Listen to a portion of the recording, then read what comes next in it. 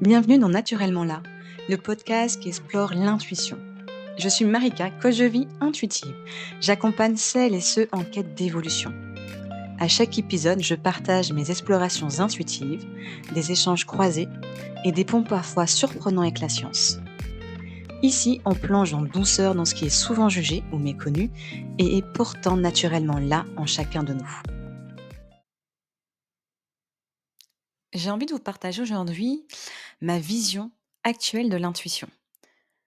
Ça fait plusieurs mois maintenant que je me suis plongée dans le sujet à fond, c'est-à-dire la lecture de plein de bouquins, l'écoute de podcasts, la lecture aussi d'études scientifiques et puis bien sûr de l'expérimentation personnelle. Plus je creuse et plus je réalise une chose, c'est que nous utilisons le mot intuition pour désigner finalement des phénomènes très différents. Scientifiques, psychologues, universitaires, coach, intuitif, etc. Chacun utilise ce mot à sa façon et c'est là qu'il peut avoir des malentendus. On parle d'intuition sans parler finalement de la même chose. C'est pourquoi je me suis dit, waouh, ça serait trop bien de clarifier à ce niveau-là. Il n'y a bien sûr pas de vérité absolue, c'est vraiment ma vision actuelle, celle qui va évoluer certainement au fil du temps, au fil de mes recherches, de mes expériences, des échanges avec autrui, et puis aussi de ce que la science va découvrir. Pourquoi c'est important selon moi? Parce que il est essentiel de savoir de quoi nous parlons exactement si on veut poursuivre l'exploration dans la bonne direction, j'ai envie de dire. Dans l'épisode du jour, nous verrons déjà ma définition de l'intuition, ensuite les confusions courantes en lien avec le raisonnement inconscient, ensuite on verra 5 exemples pour repérer la différence finalement entre ce qu'est une intuition véritable et c'est quoi le raisonnement inconscient, et ensuite comme à chaque fois, on va conclure. Concernant ma définition de l'intuition, après toutes mes recherches, mon expérience personnelle, voici celle que j'aime bien, celle qui résonne le plus là actuellement pour moi. L'intuition, c'est une perception spontanée, immédiate et hors raisonnement ou raccourci mental. L'intuition, c'est vraiment une perception perçue, parfois très subtile, et qui ne provient pas d'un enchaînement logique mental. D'ailleurs, l'Institut français IRIS, qui est spécialisé dans l'intuition, met en garde contre une confusion très fréquente, qui est que beaucoup de chercheurs ou auteurs et autres profils utilisent le mot intuition pour finalement décrire ce qu'est l'intelligence inconsciente, c'est-à-dire des décisions rapides et inconscientes qui sont basées sur des observations, des souvenirs et des connaissances. C'est clairement, je trouve, un processus vraiment intéressant, en plus utile, mais ce n'est pas de l'intuition. Donc si on va voir déjà la première confusion qui peut être faite, qui est le cerveau, c'est avant la conscience. Exemple avec l'étude sur la dilatation pupillaire, donc une étude menée par Eckhart Hess en 1965. Il a mesuré la dilatation de la pupille en réaction à des stimuli émotionnels ou cognitifs. Il a constaté que les pupilles se dilatent automatiquement lorsqu'un individu voit quelque chose de stimulant, de menaçant ou d'émotionnel. Cette réaction se produit avant que la personne ne prenne une décision consciente. Donc là, c'est l'idée que le cerveau sait avant que la conscience ne réalise. Et ce n'est pas une véritable intuition. En vérité, c'est une réaction inconsciente face à un stimulus déjà présent. D'ailleurs, on peut mettre en relation cette confusion avec l'étude dont je vous parlais dans l'épisode 16, celle par exemple de Julia Mossbridge ou encore de Dean Radin sur les réactions anticipatoires du corps, ou on peut aussi l'appeler la précognition corporelle. Là, dans leur étude à eux, ils ont montré que le corps réagit même avant même qu'un stimulus n'apparaisse, alors qu'aucune expérience passée ne peut l'expliquer. C'est un phénomène différent de celui des caresses. Ensuite, une autre confusion qu'on peut faire, c'est lorsqu'il y a des décisions éclairs d'experts. Par exemple, L'étude de Gary Klein, qui est psychologue très respecté, dans son étude, du coup, il montre que les experts, ça peut être pompiers, infirmières, militaires, etc., prennent des décisions en situation d'urgence. Il observe que ces personnes-là réagissent très vite, sans analyser consciemment plusieurs options. Et il appelle du coup que c'est de l'intuition.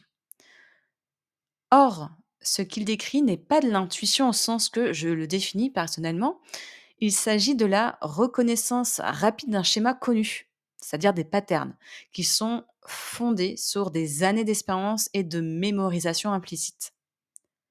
Autrement dit, un raisonnement inconscient performant, ça c'est le cas, mais qui reste ancré dans le vécu passé. C'est encore une fois un processus fort intéressant et aussi très utile. Simplement, il relève davantage de l'expertise automatisée que de l'intuition véritable.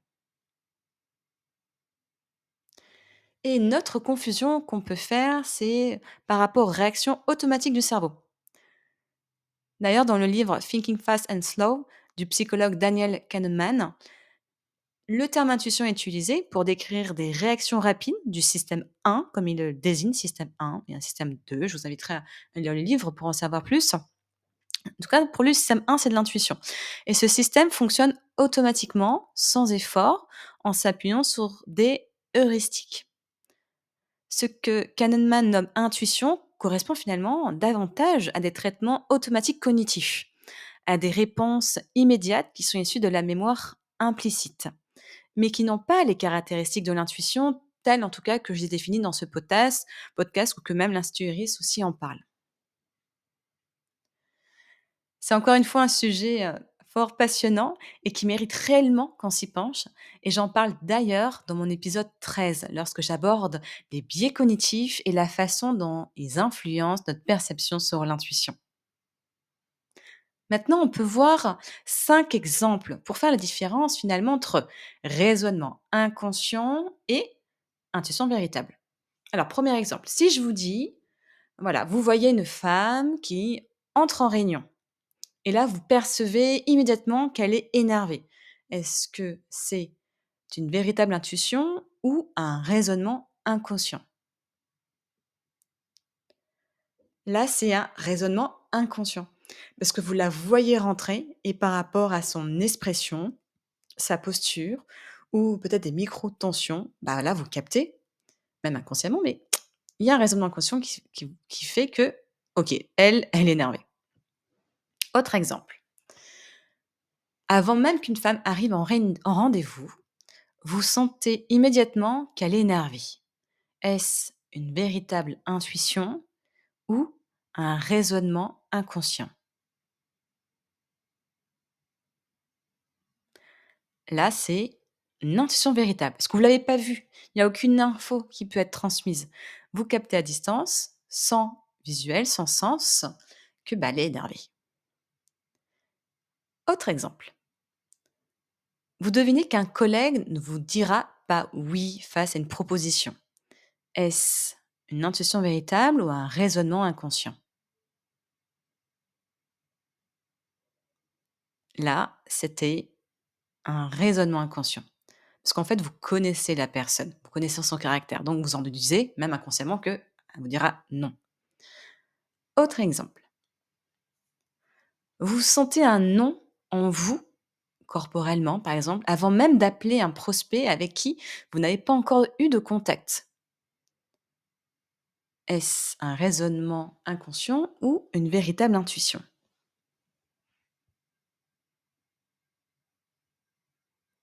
Et là, c'était une véritable intuition. Et un dernier exemple pour la route.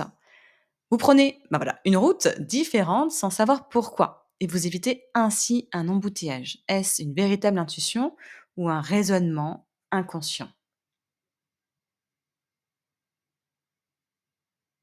Là, dans ce cas, c'est une véritable intuition. Vous voyez, avec ces quelques exemples, on a pu voir la différence, faire la différence entre ce que c'était une véritable intuition et ce que c'était finalement un raisonnement inconscient.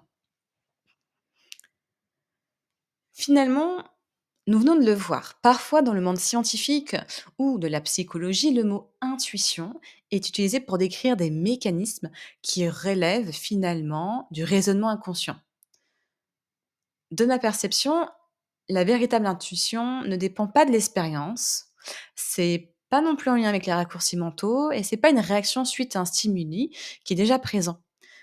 Vraiment, de ma perception, l'intuition, elle est immédiate, spontanée et non déduite. C'est une vraie perception subtile, fine et clairement hors raisonnement et même inconscient. Il n'y a pas de vérité absolue, ça c'est clair sur l'intuition. Voilà, je vous ai présenté moi ma vision. Ce que je vous ai partagé aujourd'hui, c'est en lien avec ma compréhension actuelle. C'est aussi le fruit de mon exploration personnelle, de mes lectures, de mon vécu, etc. Et certainement en plus que cette vision va évoluer au fil du temps. Maintenant, j'aimerais beaucoup vous entendre et j'ai 2 questions pour vous. La première, c'est quelle est votre propre définition de l'intuition? Ça serait intéressant de la savoir, peut-être que vous en avez une qui est différente. Et deuxième question, comment vous la percevez dans votre vie, l'intuition? Et pour cela, je vous invite vraiment à m'écrire, ça me ferait super plaisir.